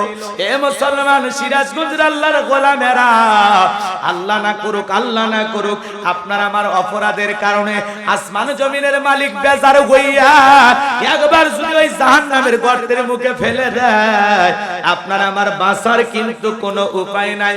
ওই কবর বড় কঠিন জায়গা। কবরে যারা গুনাহ নিয়ে যাবে, ওই কবরের ডানের মাটি বামে চলে যাবে, বামের মাটি ডানে চলে যাবে। এমন জোরে সাপ দেবে, এক পাজরের হাড় অন্য পাজরে ঢুকে যাবে। বিষাক্ত সাপ যদি সবল বাড়ে, পা থেকে মাথা পর্যন্ত বিষের যন্ত্রণায় ছটফট করবে। এজন্য নবীর সাহাবী হযরত ওসমান কবর দেখে হযরে কান্না করতেন। সাহাবীরা ডেকে বলে, ভাই ওসমান আপনি কেন কবর দেখে কান্না করেন? হযরত ওসমান ডেকে বলে, এই কবরগুলো প্রত্যেকটা মানুষের প্রথম ঘাঁটি, প্রথম স্টেশন, প্রথম মঞ্জিল। এই কবরে 3টা প্রশ্ন করা হবে, যে সঠিক উত্তর দিতে পারবে তার মিজান ফুলসিরাতে কোনো টেনশন নাই। কিন্তু যে উত্তর দিতে পারবে না, তার আর বাঁচার কোনো উপায় নাই। এই কথা বলে হযরত ওসমান কবর থেকে অঝরে চোখের পানি ছেড়ে দিয়া কান্না করতেন। আজ আপনি কবরস্থানে যান, কবরের পাশ দিয়ে হাঁটতে হাঁটতে গান শুনতে শুনতে বাড়িতে চলে যান, কবর দেখে আপনি সেই দিকে একবারও খেয়াল করেন না। কবর আপনার মনে হয় কোনো দেখে একটু ভয় লাগে না। কবর দেখে মনে আপনার দুনিয়াবি কোনো চিন্তাই মনে হয় না। মুসলমান কবরস্থানে যা হাসাহাসি করে, আছে না নাই? কথা বলেন, আছে না নাই? 3টা জায়গায় হাসি দেওয়া আমার আল্লাহ পছন্দ করে না। 1 নাম্বার হলো নামাজের ভিতরে হাসা, 2 নাম্বার হলো জানাজার নামাজের পিছনে হাসা, আর 3 নাম্বার কবরস্থানে হাসি দেওয়া। কিন্তু আমরা মুসলমান নামাজের মধ্যে মাঝে মাঝে হেসে ফেলে দেয়, জানাজা পড়তে গিয়ে আমরা হাসি দিয়ে দেই। অনেক সময় কবরস্থানে বৈশা আমরা নানান ধরনের গল্প করতে করতে হাসিতে মেতে যাই। আছে না নাই? আছে না নাই? আমার ভাইরা, ওই কবরের ভিতরে 3টা প্রশ্ন করা হবে। 1 নাম্বার প্রশ্ন, আমার রব্বুকা, তোমার রবকে। যুবক রে, জীবনের পরতে পরতে সব জায়গায় রব, আর কবরে ঢোকা মাত্র 1 নাম্বার প্রশ্ন, আমার রব্বুকা, তোমার রবকে। আরো জোরে। যে কোনো মানুষ জবাব দিতে পারবে না। যারা ঈমানদার, যারা আল্লাহওয়ালা, মুত্তাকি, যারা রবের গোলামি করেছে, যারা সুম্মাস্তাকামু, অবিচল অটল ছিল, আমার ভাইয়েরা, যারা কোরআন সুন্নাহ মোতাবেক জীবনটাকে, পরিবারটাকে পরিচালনা করেছে, এ বাজান গো আমার, ওই কবরের ভিতরে যে মুত্তাকি, খাঁটি মুসলিম, খাঁটি মুমিন হয়ে যেতে পারবে, তাকে যখন প্রশ্ন করা হবে মার রব্বুকা, ওই খাঁটি মুত্তাকি আল্লাহর মুমিন বান্দা, খাঁটি মুসলিম বান্দা বলবে রব্বি আল্লাহ, রব্বি আল্লাহ, আমার রব আমার আল্লাহ। কিন্তু যারা নাফরমান, যারা শয়তানের দেখানো পথ গ্রহণ করেছে, বাঁকা পথে চলেছে, যারা কোরআন সুন্নাহ মোতাবেক চলে না, যারা বলেছে খাও দাও ফুর্তি করে দুনিয়াটা মস্ত পারো, গুনার পর গুনাহ করে, আমার ভাইয়েরা, হাজারো গুনার বোঝা নিয়ে যারা অন্ধকার কবরে যাবে, তারা প্রশ্নের সঠিক উত্তর দিতে পারবে? কথা বোঝেন নাই? যুবকরে 31 নাইট পালন করার নিয়ে তুমি ব্যস্ত হয়ে যাও। যুবকরে রং তামাশা দুনিয়াতে করার জন্য কত রাত্রি তুমি কাটাইলা, কিন্তু একটাবারও চিন্তা করলা না কবরের পহেলা রাত তোমার আমার জীবনে কিভাবে কাটবে, কবরের একটা দিন প্রথম কিভাবে কাটবে তোমার আমার একবারও চিন্তা নাই। যুবক তোদের পায়ে হাত দিয়ে অনুরোধ করে বলে যায়, ওই কবর বড় কঠিন জায়গা। কবরে নিয়ে আমল নিয়ে গেলে কবর তোমার সাথে ভালো ব্যবহার করবে, কিন্তু গুনাহ নিয়ে গেলে কবর তোমাকে ছাড় দেবে না। কথা বলেন ঠিক কিনা? এজন্য যুবকরে ওই কবরের ভিতরে যারা নাফরমান বেঈমান গুনাহগার হয়ে যাবে, আল্লাহর গোলাম যারা হবে না, যারা আল্লাহর অবাধ্য বান্দা হয়ে যাবে, তারা উত্তর দিতে পারবে না। উত্তর দিতে পারবে তারা খাঁটি মুমিন মুত্তাকি বান্দা যারা আল্লাহু আকবার বলে। তাহলে কবরের এক নাম্বার প্রশ্ন, মার রব্বুকা, রব শব্দ আছে না নাই? জোরে বলেন। সেই রবের ভয় অন্তরে থাকার দরকার আছে না? মুমিনের অন্তরে রবের ভয় না রবের ভয়? রবকে ভয় করবে তারা যারা সন্ত্রাসী, চাঁদাবাজ, দুর্নীতিবাজ। কথা বলে ঠিক কিনা? আর রবকে ভয় করবে তারা আল্লাহর খাঁটি মুমিন মুত্তাকি বান্দা যারা। কথা বলে ঠিক কিনা? তাহলে ইয়া আইয়ুহাল্লাযীনা আমানুত্তাকুল্লাহ, এই অন্তরে ভয় থাকতে হবে কার? আরো জোরে বলেন তো কার? যাদের অন্তরে রবের ভয় আছে, যাদের অন্তরে আল্লাহর ভয় আছে, তারা কখনই তারা কি কখনো ভুলভাল পথে পরিচালিত হতে পারে? তারা কখনো গুনাহ করতে পারে? আল্লাহর ভয় যাদের অন্তরে আছে তারা কখনো গুনাহ করতে পারে? যাদের অন্তরে আল্লাহর ভয় আছে তারা কখনো নামাজ ছাড়তে পারে? যাদের অন্তরে আল্লাহর ভয় আছে তারা কখনো কাজে মারামারি, হানাহানি, কাটাকাটি, অশ্লীল বাক্য জবান দিয়ে বলতে পারে? যাদের অন্তরে আল্লাহর ভয় আছে, শোনেন, অন্তরে ভয় থাকতে হবে কার? আরো জোরে বলেন, আরো জোরে বলেন। আল্লাহর ভয় থাকতে হবে, আল্লাহর গোলামি করে কবরে যেতে হবে। যারা সিরাতাল মুস্তাকিমের প্রতীক, তাদের কপাল বড় ভালো। কথা বলেন ঠিক কিনা? আরে সিরাতাল মুস্তাকিমের ডাইরেক্টর মুহাম্মদ রাসূলুল্লাহ সাল্লাল্লাহু আলাইহি সাল্লাম, এজন্য রবের গোলামি করে কবরে যেতে হবে। আমার আল্লাহ বলেন, ওমা খলাকতুল জিন্না ওয়াল ইনসা ইল্লা লিয়াবুদুন, আমি মানব জাতি আর জিন জাতিকে সৃষ্টি করেছি কেবলমাত্র, শুধুমাত্র, একমাত্র আমি আল্লাহর গোলামি করার জন্য। কথা বলেন ঠিক কিনা? তাহলে আপনি আমি গোলামি করব কার? ইবাদত করব কার? জোরে বলেন কার? রবের ইবাদত করার দরকার আছে না নাই? এদিক খেয়াল করেন। ইন্নাল্লাযিনা ক্বালু রাব্বুনা আল্লাহ, নিশ্চয়ই যারা বলে আমি তাদের রব। রবের এক নাম্বার অর্থ, রব মানে সৃষ্টিকর্তা। রব মানে কি? এ ভাই নরসরা কইরেন, পরিবেশ নষ্ট কইরেন না। আপনি মুসলমান, পাক্কা ওয়াদা দিয়েছেন। আমি জানি তাফসীর ভিত্তিক আলোচনা সব এলাকার মানুষ পছন্দ করে না, বোঝেও না। কথা বুঝতে পারছেন? একটু ঘটনা বললে আমরা খুশি হই। কষ্ট পাচ্ছেন আপনারা? এদিক খেয়াল করেন। তাহলে কবরের এক নাম্বার প্রশ্ন, মার রব্বুকা, তোমার রব কে? তাহলে বলেন তো আপনার আমার রব কে? যারা রবের গোলামি করবে, কোরআন সুন্নাহ মোতাবেক চলবে, যারা আল্লাহর গোলামি করে কবরে যেতে পারবে, তারাই কেবলমাত্র এই তিনটা প্রশ্নের সঠিক উত্তর দিতে। যারা আল্লাহর গোলামি করবে না, ইবাদত বندگی করবে না, তাদের পক্ষে উত্তর দেওয়া সম্ভব নয়। কথা কি ক্লিয়ার নাকি আপনারা কষ্ট পাচ্ছেন? এবার চলেন একটু আমরা গভীরে যাই।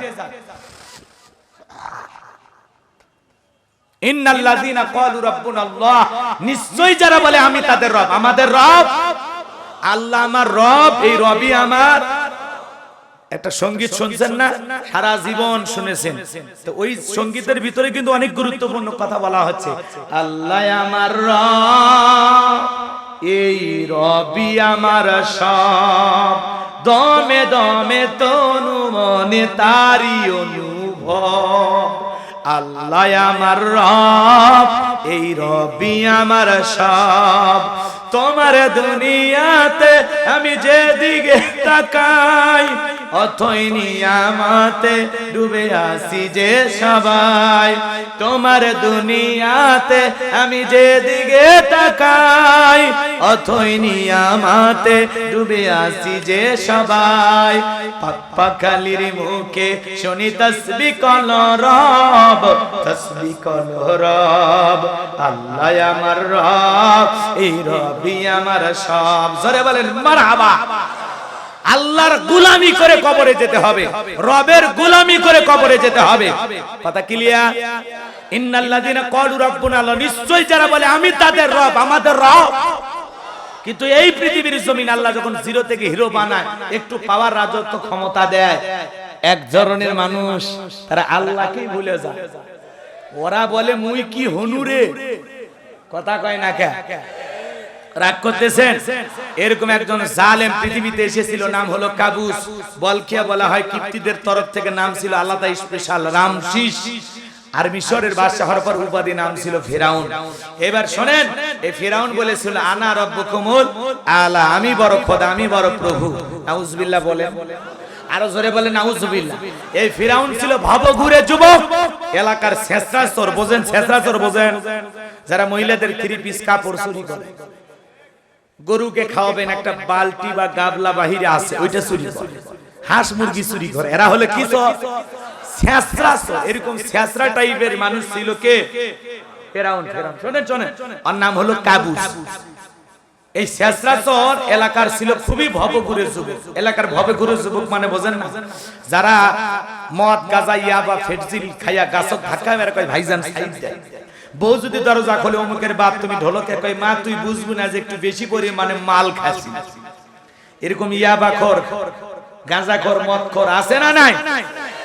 যারা ধরজ এদিক, যারা ঘরের দরজা বন্ধ করে জিকির করে ইয়াবা ইয়াবা ইয়াবা, মা বাবা চিন্তা করে বাবা এটা কিসের ট্যাবলেট, জ্বর না সর্দি না কাশের? কই অত কথা বলা লাগবে না, আগে টাকাটা দেন, হলে তোর মাথা ফাটা। আছে না নাই? এ ভাইরা আমার, এ ছিল ভবঘুরে যুবক। সংক্ষিপ্ত করে কথাগুলো বলে দিয়া যায়, একটু মনোযোগ বাড়ান, একটু মনোযোগ বাড়ান। এ আসল খোদাকে, কথা কয় না কে? আরে দুনিয়াতে কিছু মানুষ পাওয়ার রাজত্ব পায়া নিজেকে নকল রব বলে দাবি করে, কথা কন ঠিক কিনা? ওরে আমরা একটু সাইজ করে আসি, একটু মনোযোগ দিয়ে শোনেন। এ ছিল ভবঘুরে যুবক, এলাকায় কোনো কাজকর্ম পাইল না। বাল্যকালের বন্ধু হামান কিনে চলে গেল মিশরে। যাওয়ার পর সর্বপ্রথম হলো তরমুজের ক্ষেতের লেবার, কিন্তু লেবারি করে আর কয়দিন লেবারি ভালো লাগলো না, চলে গেলেন বাদশা। এদিক খেয়াল করেন, ওই দেশের বাদশা কিছু লোকের ইন্টারভিউ নিতেছে সরকারি গোরস্থানের দারোয়ান নিয়োগ দেওয়ার জন্য। ওই ইন্টারভিউ লাইনের ভিতরে কাবুস নামের ফিরাউনও দাঁড়ায় গেছে। এইবার বাদশার সামনে একে একে যাইতে যাইতে যখন ওই কাবুস নামের ফিরাউনের পালা, তখন ডেকে বলতেছে বাদশাহ আপনার সাথে ভালো মানুষ নাই, আমি আপনার অনেক প্রশংসা শুনেছি, সামনে দেখে আমার বিশ্বাস হয়ে গেল। যাক, আপনারে দেখে আমি বড় উপকৃত হলাম। আপনি যদি দয়া করে আমার এই চাকরিটা দেন, সারা জীবন আপনার প্রতি চিরকৃতজ্ঞ থাকবো। আমার বাড়িতে আমার মা বাবা আছে, দয়া করে যদি চাকরিটা দেন আমি বড় উপকৃত হব। বাদশার সামনে এমন ভাবে কথাগুলো উপস্থাপন করেছে, বাদশার মায়া লাগে গেছে। কথায় আছে দুষ্ট লোকের মিষ্টি কথা, কথা বলেন ঠিক কিনা? এইবার গোরস্থানের দারোয়ানের চাকরিটা পেয়ে গেল ওই কাবুস নামের ফেরাউন। দারোয়ানের চাকরিটা পাওয়ার পর সে চিন্তা করলো মাসে মাসে বাদশা আমার বেতন দিবে, ঠিক আছে, কিন্তু এই বেতনে তো আমার পেট ভরবে না। তখন কি করলো, ওই সমস্ত রাজ্যের যত মানুষ আছে তাদেরকে ডেকে বলে শোনো, এই গোরস্থানে লাশ দাফন করতে চাইলে লাশ প্রতি আমার একটা করে দিরহাম দেওয়া লাগবে, না হলে আমি লাশ দাফন করতে দেব না। কথা বোঝেন নাই মনে হয়? জনগণ চিন্তা করে আহারে একটা দিরহামের জন্য বাদশার দরবারে বিচার নিয়ে যাব, লাশ পয়সা গুলে শেষ হয়ে যাবে, অতএব একটা টাকা যদি পায় ছেলেটাই পাক। এই কথা ভেবে জনগণ একটা করে দিরহাম ঘুষ দেওয়া শুরু করলো। এটার নাম কি? আরো জোরে কোন? 1 টাকাও ঘুষ, 1 লাখ টাকা ঘুষ, 1 কোটি টাকাও ঘুষ। ঘুষ তো ঘুষি, কথা কোন? আমাদের দেশে আছে না নাই? নাই নাই, ভারতে আছে। শোনো এই দেশটার গল্প করি, দেশটা মনে হয় স্বপ্ন পুরি, শুধু কর ঘুষ কর মদ কর জুয়া কর, হে তাই আছে ভুরি ভুরি, হে তাই আছে ভুরি ভুরি। এ দেশে অসৎ কামাই কেউ করে না, তবে ঘুষের টাকা পেলে কেউ তো ছাড়ে না। টেবিলের নিচে দিয়ে হাত বাড়িয়ে কালো টাকাটা নাই সারিয়ে, টেবিলের নিচে দিয়ে হাত বাড়িয়ে কালো টাকাটা নাই সারিয়ে, করছে ওরা বড় দেশের চুরি, করছে ওরা বড় দেশের চুরি। শোনো এই দেশটার গল্প করি। একটা ছেলের চাকরির জন্য 10 লাখ 15 লাখ 20 লাখ টাকা ওপরালা দেওয়া লাগে। ওপরালা বলতে কি ফেরেশতারা এসে নিয়ে যায়? এ দেশ এমন একটি দেশ যে দেশের চেয়ার টেবিল পর্যন্ত ঘুষ খায়। এ কথা কোন না আপনারা? ইউনিয়ন পরিষদের চৌকিদার দাফাদার থেকে শুরু করে ওপর পর্যন্ত কথা কথা একজন ধরছে, যাই হোক কে ধরছে বলবো, এরকম হাতে আছে টাকা, 1 টাকাও নেই। তখন বলতে সিগারেটের প্যাকেট আছে, যা সিগারেটের প্যাকেট পর্যন্ত ঘুষ নেই, আছে না নাই? রাগ করতেছেন, রাগ করেন না, গভীর মনোযোগ দিয়ে কথাগুলো শুনেন। তড়িৎ গতিতে আমি কথাগুলো বলার চেষ্টা করব, গভীর মনোযোগ দিয়ে কথাগুলো শুনে যান ভাইরা আমার। এইবার একটা করে দিরহাম জনগণ দেওয়া শুরু করলো। কবর নিয়ে ব্যবসা বাণিজ্য ফিরাউন করেছিল, আজও পৃথিবীতে ফিরাউনের মতো কিছু মানুষ কবর নিয়ে ব্যবসা বাণিজ্য করে। ঢাকা বনানি আছে না নাই? কথা কয় টাকা। এই যে গোরস্থানের ভিতরে আপনি যদি মাসে মাসে টাকা দেন, আপনার মা বাবার লাশ ঠিক থাকবে, কবর ঠিক থাকবে। যদি টাকা না দেন 3 মাস 6 মাস পরে যা দেখবেন কবর নাই। কথা কয় না কে? এরকম পৃথিবীতে আজব কবর নিয়ে ব্যবসা বাণিজ্য আছে না নাই? আমার ভাইরা, আল্লাহর খেলা বোঝা বড় দায়। একটা করে দিরহাম যখন জনগণ ঘুষ দিতে লাগলো, আল্লাহ পাক তখন একটা মহামারী পাঠাইলেন, ভাইরাস দিলেন। ওই ভাইরাসের নাম হলো ডায়রিয়া, কলেরা। আমাদের সমাজে আল্লাহ একটা ভাইরাস দিয়েছিল, এটার নাম করোনা। করোনা সুইও না, আছে না নাই? এর নাম হলো করোনা। স্বামীর হলে স্ত্রী কাছে যায় না, স্ত্রী হলে স্বামী যায় না, বাবার হলে ছেলে যায় না, ছেলের হলে বাবা যায় না। বাবা হাসপাতালে মইরা পইরা থাকলো, ছেলেটা বাবার কবরে মাটিও দিতে গেল না। কিসের মায়ের বাঁধন? এলে মিথ্যা মিথ্যা কথা কয় না। ভাইরাসে মা মারা গেল, ছেলে মায়ের কবরে মাটিও দিতে গেল না, লাশটা দেখতেও গেল না। এদেশের কিছু মানবতার ফেরিওয়ালা, বড় বড় আল্লাহওয়ালা কিছু সংগঠনের মানুষেরা তাদেরকে আপন মা বাবার ছেলে মেয়ে যতটা ভালোবাসা না দিতে পেরেছে, তারা জীবনের রিস্ক নিয়েও তাদেরকে দাফন কাফন করেছে। কথা বলেন ঠিক কিনা? এইজন্য এই যে করোনা আইসা বুঝায়া দিল, স্বামী স্ত্রী, স্ত্রী স্বামীর না, বাবা ছেলের না, ছেলের বাবা না। আজকে মায়ের করোনা ভাইরাস ধরা পড়ছে, ছেলে মায়ের জঙ্গলে ফেলায় আসলো। তার মানে কি বুঝায়? এ দুনিয়াতে আপনি আমি ভাবতেছি আমি মরে গেলে সংসার মনে হয় কিভাবে চলবে, আমি মরে গেলে আমার ব্যবসা প্রতিষ্ঠান কিভাবে চলবে, সব ভুয়া, ভুল ধারণা। আপনি মরে গেলেও দিব্যি সব চলবে। কথা কন না কেন? আপনি আমি মনে করতেছি আমি মনে হয় অনেক মূল্যবান সবার জন্য, কিছুই না, ভুয়া। কি ভুয়া? বলেন কি ভুয়া? কথা কন ঠিক কি না? মিথ্যা মায়া জালে আমরা আটকেছি, মিথ্যা মায়া জালে। নিঃশ্বাসটা বন্ধ হলে সব মায়া শেষ। কথা কান ঠিক কিনা? আমার ভাইরা গভীর মনোযোগ দিয়ে কথাগুলো শুনে যান। যে কথা বলতে যাচ্ছিলাম, আল্লাহ ডায়রিয়ার কলেরা দিল, হাজার হাজার মানুষ মারা গেল। তখন তো এত ডাক্তার হাসপাতাল ছিল না, হাজার হাজার মানুষ মারা যায় আর গোরস্থানে লাশ দাফন হয়। একটা করে দিরহাম পাইতে পাইতে এমন পরিমাণে টাকা হয়ে গেল, অল্প কয়েক মাসের ব্যবধানে টাকা রাখার কোনো জায়গা নাই। বাদশার দরবারে চলে গেল, বাদশা আমার কাছে কিছু টাকা পয়সা হয়ে গেছে। যারা গরিব মানুষ খাজনা দিতে পারে না, যারা গরিব দুঃখী মানুষ আছে, অভাব অনাটনে আছে, তাদের একটু খাজনা পরিশোধ করতে চাই। বাদশা ডেকে বলে, তো ভালো উদ্যোগ, ঠিক আছে বাবা, তুমি টাকা পয়সা নিয়ে আসো। আমি ঢোল পিঠে খবর দিলাম, রাজ্যের মধ্যে খবর পৌঁছায় দেয়া হলো, ওই গোরস্থানের দারওয়ান তোমাদের খাজনা পরিশোধ করে দিবে। গরিব দুঃখী মানুষকে টাকা দিয়ে সহযোগিতা করবে, তাড়াতাড়ি চলে আসো।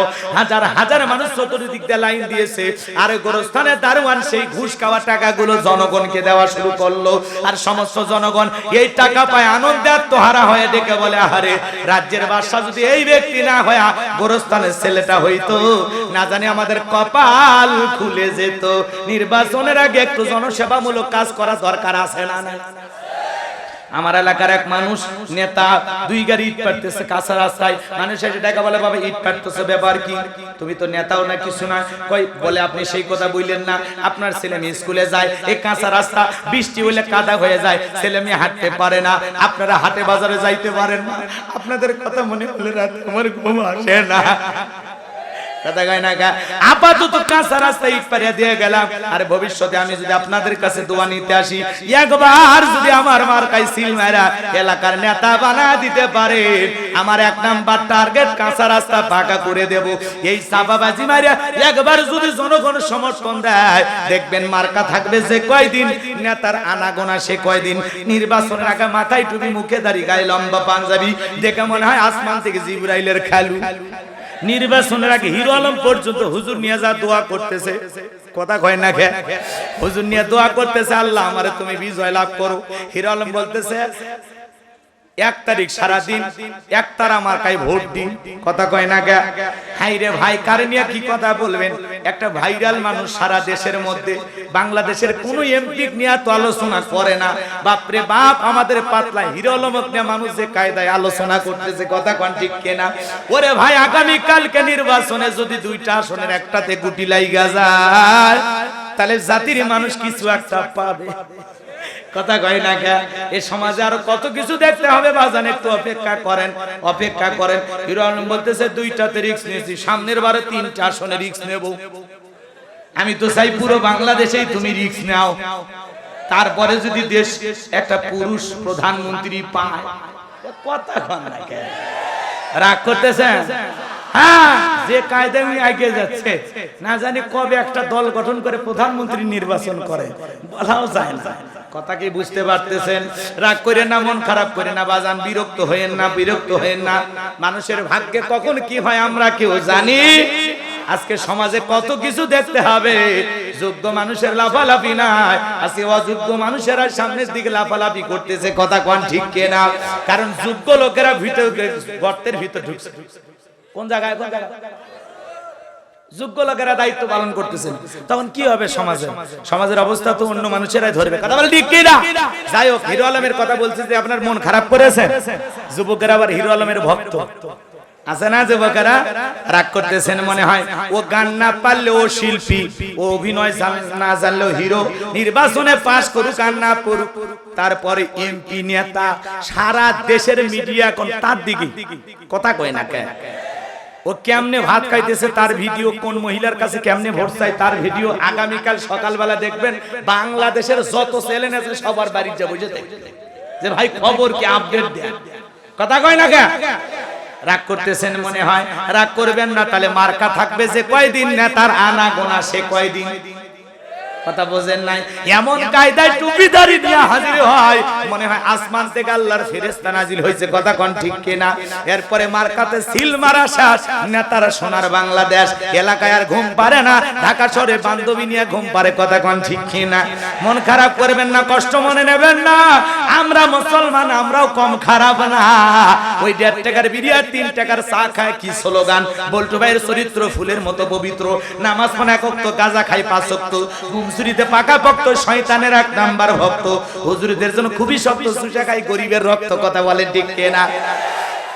যে দেশের জনগণ নির্বাচনে চা বিক্রির কাছে বিক্রি হয়, চা চা চা একটা চায়ের কাপে বিক্রি হয়, ওই নির্বাচনের পাতিলের চা আর বৃষ্টি হওয়ার পরে খেরে পালার নিচ দিয়ে যে পানি যায়, 2টা রং সমান, কথা কন না কে? ওই চা বিড়ি খায় মুসলমান তার ইমান বিক্রি করে, হাফ কেজি জিলেপি দিয়ে বাংলাদেশের মানুষকে কেনা যায়। এমন কি 500 টাকার একটা নোটের কাছে 5 বছরের জন্য বিক্রি হয়ে যায়, এমন মানুষ আমাদের সমাজে আছে না? না, কথা কন না কে? আপনি নির্বাচনের আগে নেতার কাছ থেকে কালো টাকায় ভোট বিক্রি করবেন যে আমাদের বাড়িতে 6 জন 6000 দিয়ে যান, কথা কন না? আপনাদের এলাকায় নাই? আমার এক নানি নির্বাচনের পরের দিন যা বলতেছে, নানারে দোয়া করিস কেন? আল্লাহ যেন প্রতি বছর একবারে ভোট দেয়। কেন? কই জানিস না, এক রাতে 4200 টাকা কামায়। আমি বললাম নানি কেমনে পাইলি? কই জানিস না, যত মার্কার লোক ঢুকেছে নানিরে ভোট আছে? কয় আছে বাবা, দেব। আছে নানি? আছে বাবা, দেব। একটা মানুষের মন বেজার করি নাই, আমার বয়স হয়ে গেছে, এক ঠ্যাং কবরে গেছে, কার মনে দুঃখ দেব? কথা বোঝেন নাই?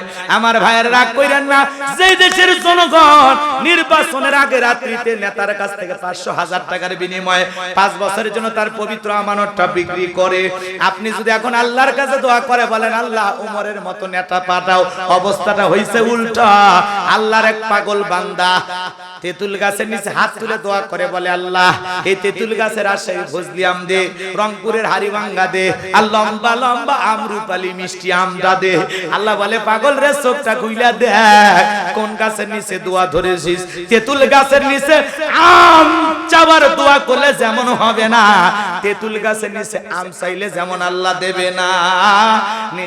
নিজে নিজে নির্বাচনের আগে ঘুষ খায়া আল্লাহর কাছে বলবেন আল্লাহ উমরের মতো নেতা পাঠাও, ওই দোয়া আল্লাহর দরবারে কোনোদিন কবুল হবে না।